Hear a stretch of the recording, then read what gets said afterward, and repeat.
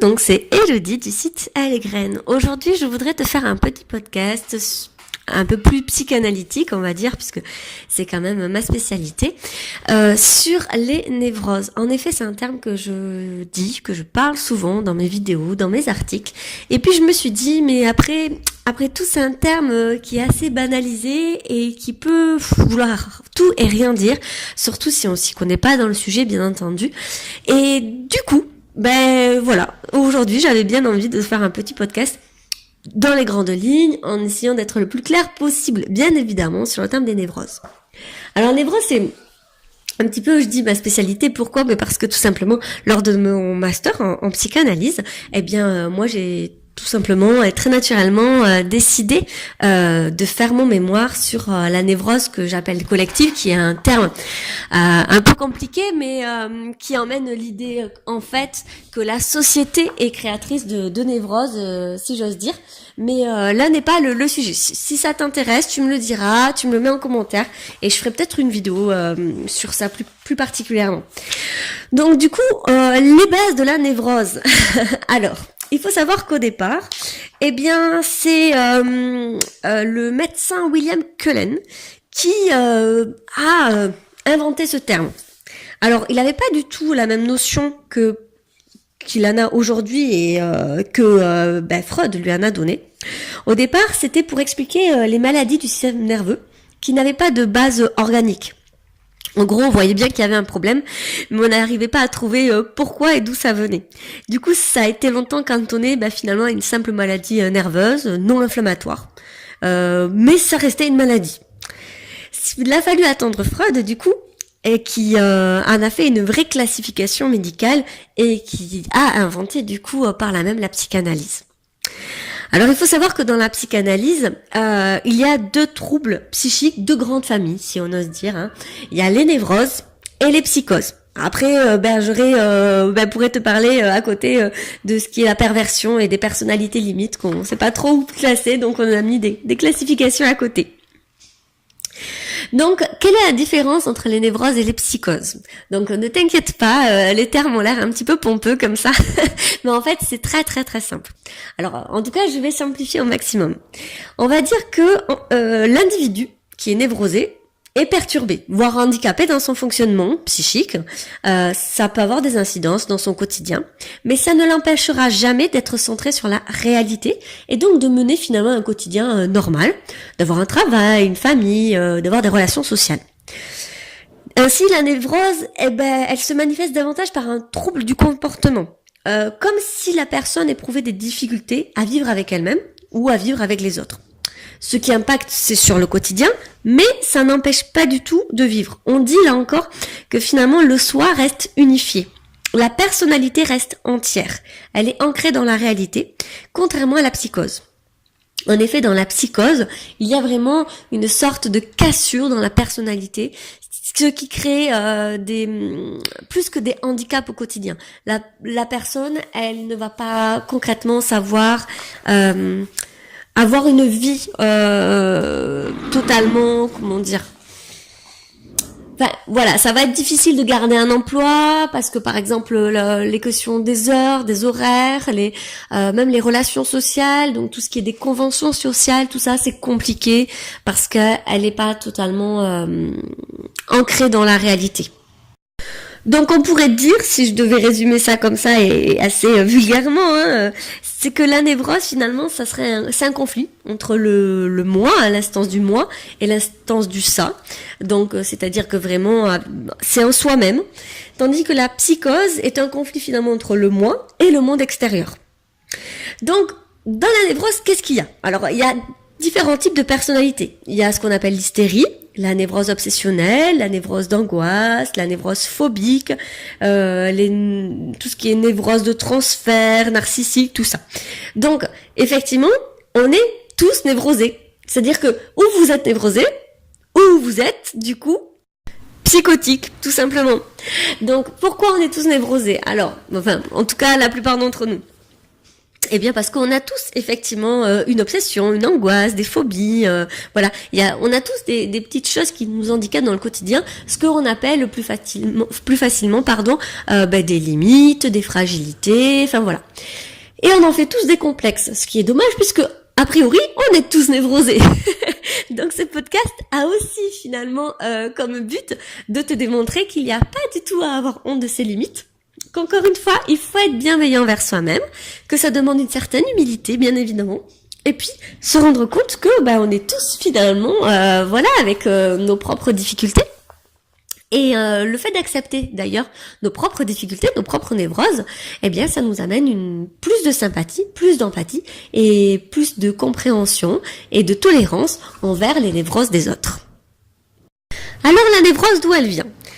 Bon, alors... En règle générale, on dit que c'est lié à un traumatisme de la petite enfance. Telle une réponse à une question, là il y a plusieurs théories qui s'affrontent. On a l'angoisse de castration, on a le complexe d'Oedipe, on a toutes ces grandes phases. Voilà, on va pas rentrer dans le détail dans ce podcast parce que j'en vois pas l'intérêt, ça après ça devient vraiment beaucoup plus technique que ça. Mais il y a comme une sorte de refoulement et c'est passé quelque chose. Alors attention, quand on parle de traumatisme, on parle pas forcément des choses très très très graves qui peuvent arriver. Puisque comme je dis, on a tous des névroses et pourtant il y a des personnes qui ont eu des enfances plutôt agréables, on va dire, et sans gros trauma. Et pourtant, tout peut être un petit trauma et tout va finalement forger une névrose. Parce que tout peut être source de refoulement. Déjà, parce qu'on vit en société et que dans une société, il y a des règles, il y a des normes auxquelles il faut bien sûr se conformer d'une certaine façon pour le bien vivre ensemble. Après, selon l'éducation qu'on a reçue, plus l'éducation va être stricte et pas forcément bienveillante. Alors on peut être strict et bienveillant, mais après, ça dépend de ce que l'on appelle des violences éducatives ordinaires ou pas. Mais on se rend bien compte qu'effectivement, plus on va cadrer un enfant, plus on va être dans l'envie qu'il se conforme ou à nos attentes, ou à nos idéaux, ou à une société qui est un petit peu malade. Et bien, plus effectivement, on va créer et générer en lui des sources de refoulement. Et ces refoulements peuvent ou ne peuvent pas, bien sûr, se transformer en névrose avec le temps à l'âge adulte. Alors, c'est possible bien évidemment de travailler névrose, de vraiment de revenir en arrière et de déconstruire ça pour éviter un handicap plus grand une fois adulte et dans sa vie d'adulte, bien évidemment. Mais encore faut-il en avoir conscience, il faut bien se dire qu'en règle générale, les symptômes, puisque les névroses vont générer des symptômes. Pour prendre un exemple concret, parce que je sens bien que je suis trop dans la théorie là, tout simplement, les troubles alimentaires. Les troubles alimentaires sont une névrose liée effectivement à la névrose d'angoisse ou d'obsession, par exemple. Et qu'est-ce qui va faire effectivement le symptôme ? Eh bien, la personne va manger à outrance, se faire vomir ou ne pas manger du tout. Enfin voilà. Et ce symptôme-là, il faut savoir qu'en règle générale, les gens, ils aiment bien leurs symptômes. C'est aussi pour ça qu'on a beaucoup de mal à s'en défaire. Alors ça paraît totalement paradoxal, mais c'est vrai. Parce que finalement, ça s'est transformé comme un doudou. C'est-à-dire que on est habitué à ce symptôme, qu'on vit avec depuis longtemps, qu'il fait partie de nous. Alors bien évidemment, quand c'est des choses aussi marquées que la nourriture, on s'en rend bien compte. Mais il y a des symptômes dont on s'en rend pas du tout compte parce que ou ils sont pas forcément handicapants dans notre vie, ou bien parce que on ne les voit pas parce qu'on veut pas les voir. Et du coup, ça nous évite ou d'aller mal, ou bien d'aller mieux, parce qu'on ne peut pas les travailler, parce qu'on s'en rend pas compte, parce que du coup, on va mettre en place des systèmes de fuite et des non-envies finalement de progresser dans ce domaine-là. Et j'ai envie de dire, pourquoi pas, il faut bien se dire qu'on en est au stade où on en est et accepter là où on en est, tout simplement. Mais ce qui explique du coup tout l'intérêt de faire une psychanalyse avec quelqu'un de formé, parce que souvent on remonte loin dans les souvenirs de la personne pour aller chercher à la névrose infantile qui est à l'origine de la névrose qu'a l'adulte.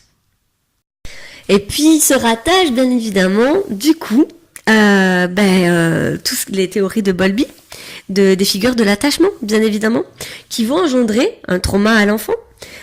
Qui peuvent laisser des traces d'angoisse et donc la naissance de symptômes qui seront certainement douloureux une fois adultes et créant ainsi donc des névroses comme par exemple ceux qui ont cette angoisse d'abandon.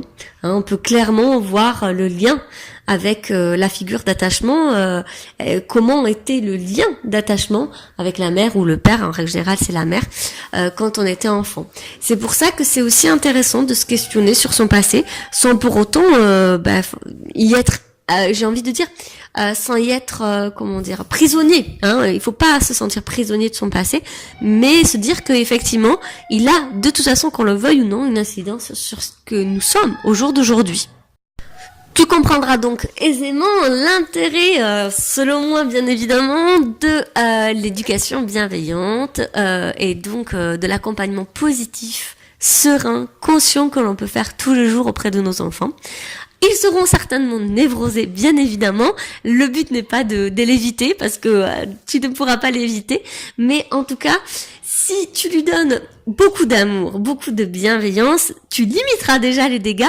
Mais en plus de ça, tu lui redonneras en fait tous les outils et toute la possibilité, une fois adulte, d'avoir en fait la force et la résilience de travailler sur ses handicaps, sur ses névroses, s'il le souhaite. Voilà, donc c'était juste un petit podcast sur ce qu'étaient les névroses, une petite introduction sur les névroses et donc une ouverture à penser, quelques graines de bienveillance semées encore. Donc si tu as des questions, tu n'hésites pas, tu me les poses en commentaire. Si ce podcast t'a éclairé et que tu trouves qu'il peut être intéressant, n'hésite pas à le partager bien évidemment. Et sur ce, comme d'habitude, je te souhaite une très très jolie journée.